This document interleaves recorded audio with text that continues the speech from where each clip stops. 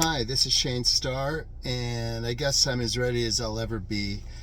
I am finally starting my series on the 48 Laws of Power, a book I've read over several times over the past several years. And I've been going back and forth about how to do this, and I think one of the things that took me so long was that I had this enormous mission that I had laid out where I do one law, each for 48 days. And I think that resulted in my procrastinating about it and just kind of losing steam. Instead, what I decided to do is frame it in the same way that I've framed my other videos, and that is by organizing it according to the cognitive functions. So there will be 8 videos, one on SE, one on SI, one on TE, one on TI, one on NE, one on NI, one on FE, one on FI. And I will talk about probably, I'd say, 4 laws for each cognitive function, and talk a little bit about how these types do well with these laws I've picked out to associate them with. And I'll talk a little bit about how, if you're bad at this law, some suggestions for the suggestive function, as it is, to get better. So let's start with just a little introduction. This book is called The 48 Laws of Power. It's by Robert Greene. It was written back in 1998. Wow, I knew it was old. I didn't realize it was that old. So let's even back up from there. What is power? I would say everyone wants to be happy. And in the United States, at least, I would say worldwide and throughout history, happiness depends on having a bit of free agency, freedom, and you can't have freedom without some degree of power. So it goes without saying that in order to be happy, you have to have freedom, which means you have to have some power. And in the United States, especially in corporate America, the way we achieve power is through a combination of success at work and success socially. All right. So how does this look? A lot of people think that this book was written in the spirit of Machiavelli's The Prince, which I think is a fair statement. I think it is. And what this author, Robert Greene, did when he wrote this book is he took, Machiavelli is one of his teachers, actually, at least philosophically speaking. He learned lessons throughout history, and he organized them into 48 laws of power. If you do this thing, you will have power and be successful. If you fail at this, it will hurt you. And he gives historical examples as such. And then he even takes a step further and gives a counterexample, like if you take a good law too far, it backfires on you, which is also true. Whether it's food, lust, money, anything, too much of a good thing, like fire, it will burn you and everything else around you up in flames, right? So the way I'm going to structure this, I'm going to introduce. Today we're going to do Extroverted Sensing, that's SE, and I'm going to look at 4 laws I've picked out for SE, and then I'm going to give examples of out of my own life instead of historical ones. If for historical ones, read the book. You'll find plenty in there. And whether it's my leading function or vulnerable function or whatever, I have enough life experience to relate to all these laws. So they'll I'll get to reminisce and hopefully if you're watching, you'll get something out of it too. So extroverted sensing and the 48 laws of power. What are some of these laws that go with extroverted sensing? We'll start with law 30. Okay, law 30. You can't read it from here. Make your accomplishments seem effortless. Your actions must seem natural and executed with ease. All the toil and practice that go into them and all the clever tricks must be concealed. When you act effortlessly as if you could do much more. Avoid the temptation of revealing how hard you work. It only raises questions. Teach no one your tricks or they will be used against you. People with healthy working SE seem to do this great. Things just happen. Think of movie stars or sometimes politicians. They seem to be in a tough spot and they just glide right out of it. I don't mean socially speaking, that would be FE, but just in terms of power dynamics. And part of this is an act. Think of someone like Kim Kardashian, and you watch her on her show, which I don't, but I've seen enough clips and stuff to know she just makes it seem as if fame is just happening for her. But underneath the scenes, she works really hard, but that ruins the image, that ruins the fantasy. You have to make it seem easy. I've both succeeded and failed in this law. I've succeeded when it comes to getting social media reviews at work. Those are really big deals at my company.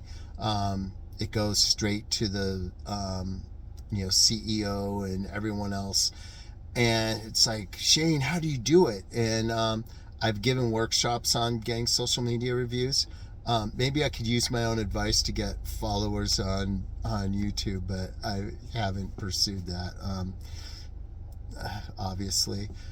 But for social media reviews, I do really well. And I've realized the more I explain the steps that go into it, the less magical my accomplishment seems. It almost seems better to just kind of shrug my shoulders and go, I don't know, I just get the review. It just happens for me, and everyone's like, wow, dude, you're something else.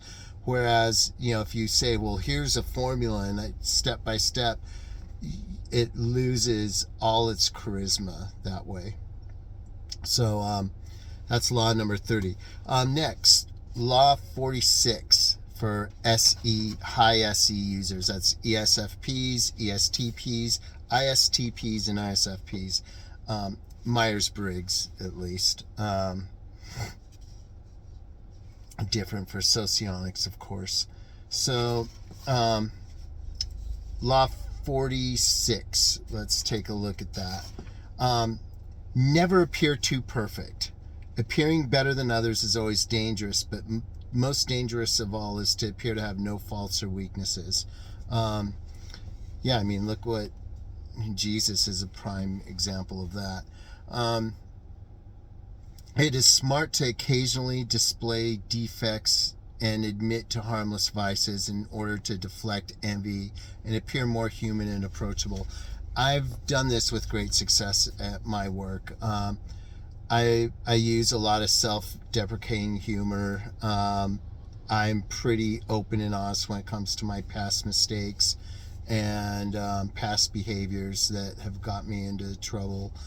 And it just shows people you're human and that you can grow and you can learn and that you can be on the growth mindset journey to doing better. When you try to appear just Mr. Stiff Perfect and never joke with people, never show a vulnerable side of yourself, people will start to pick at you until they can find that weakness and exploit it. So it really is good to, when you make fun of yourself, it dissolves the tense feeling in the room. It dissolves animosity and jealousy towards you. It makes people feel a little more relaxed, and that's a good thing. Okay, and SE users are really good at that, and I've been really good at that, happily. So with that being said, let's move on. Law 37, create compelling spectacles. Striking imagery and grand symbolic gestures create an aura of power, and everyone responds to them. Stage spectacles for those around you, full of arresting visuals and radiant symbols that help heighten your presence. I think I've done a really good job of that. For me, that comes just in terms of fashion. Like, I'm the only guy still who wears a tie to work. Once in a while, going back to the last law about not appearing too perfect, I take the tie off to show, hey, I'm one of you guys too. I'm not like up on a high horse being the only guy wearing a tie.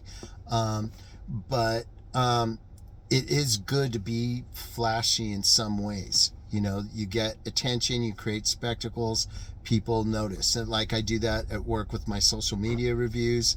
I do it at work with rapid, we call them case closures. Basically, each case represents a problem, and each closure represents a problem you've solved for someone.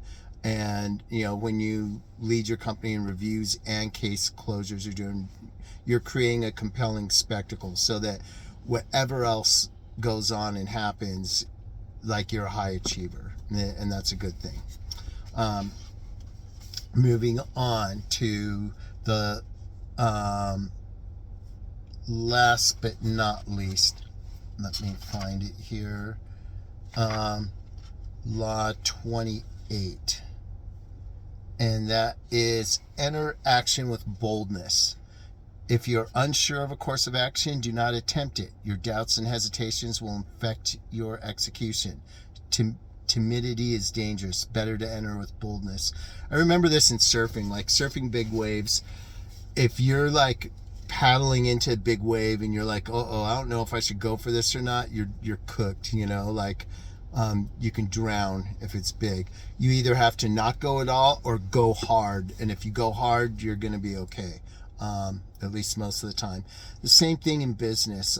When you have an idea, you want to apply for a job or something, either do it full on hard or not at all. When you go back and forth and kind of, you know, be unsure of what you want to do, like say a new position opens up and it's like, Shane, are you going to apply for this promotion? It's like, I don't know, maybe not. And then you decide to, then you decide not to.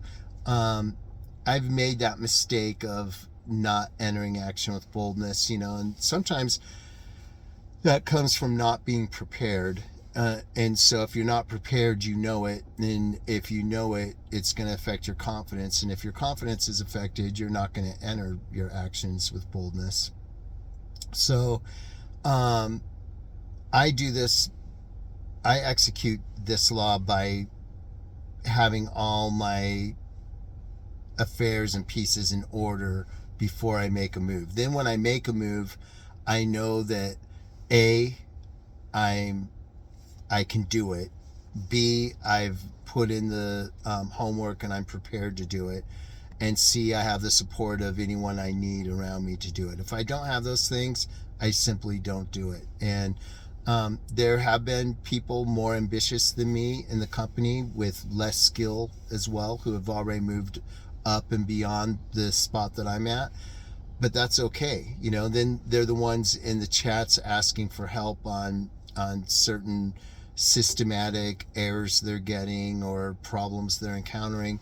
I would rather be sure and know what I'm doing before doing that. And that might seem more timid on the face of it, but underneath the surface, it allows me to be more bold in the things that I do undertake, you know. So I can see entering, you know, some people who really interact into their actions with boldness. They have some sort of self-confidence coming from I don't know where, and they get by on that confidence. But usually, if you stretch that too thin, you'll be exposed as a fraud, and no one wants that. Okay, so those are some of the 48 laws of power that go really well with SE. If you want to write them down and didn't already, laws 30, 37, 46, and 28. Okay, And I would say if these are things you don't do well, you're probably a high introverted intuition user. And that's where you use your suggestive function. That's your not your your suggestive function. That's your inferior function in MBTI.